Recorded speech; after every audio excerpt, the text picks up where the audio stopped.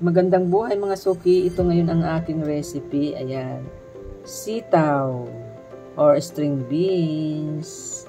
Ayan, simulan na natin mga suki ang aking recipe. Samahan niyo ako. Maglalagay na tayo mga suki ng olive oil.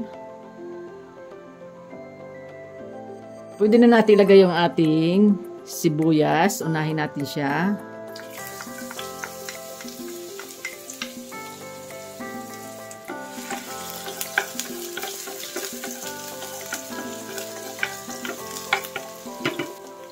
Then, susunod na natin ang bawang.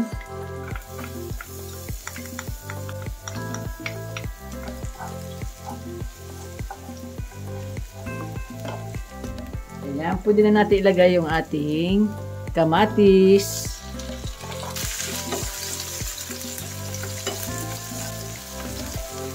Then, maglalagay tayo ng paminta. Pwede na natin ilagay yung ating piniritong topo or tokwa.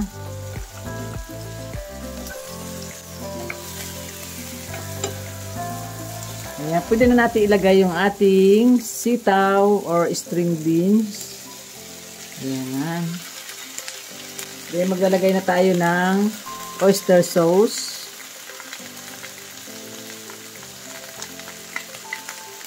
Sunod na rin natin yung ating soy sauce. Haluin muna natin siya.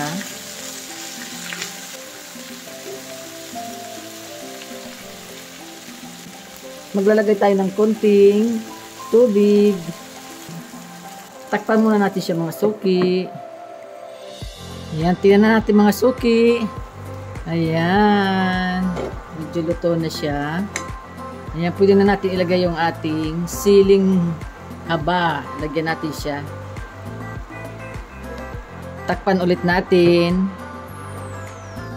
Ayan, tingnan na natin mga suki. Oh, perfect na ang ating ulam.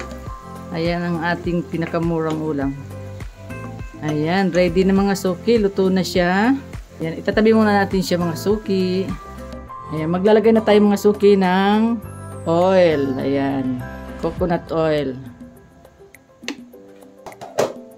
Ayan, mainit na yung ating mantika. Pwede na natin ilagay yung ating hipon or serms. Ayan, prituhin muna natin yung ating hipon.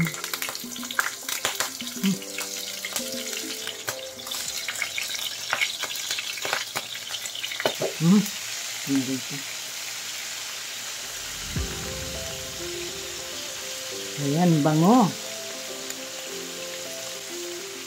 Ayan, fried lang muna natin siya. Ito na mga suki, luto na yung ating piniritong hipon. Ayan. Ahunin na natin siya.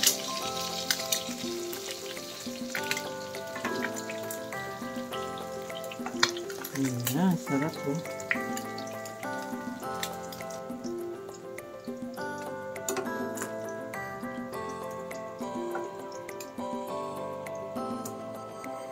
Ayan, ito na mga suki, yung aking piniritong hipon.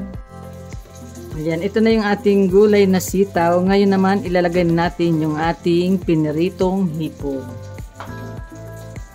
Ilalagay na natin mga suki yung ating piniritong hipon. Ayan. Ayan, sama na natin dito para crispy yung ating hipon. Ayan, ready na mga suki. Luto na yung ating ulam. Ahunin na natin. Oh. Ayan, perfect. Sarap po.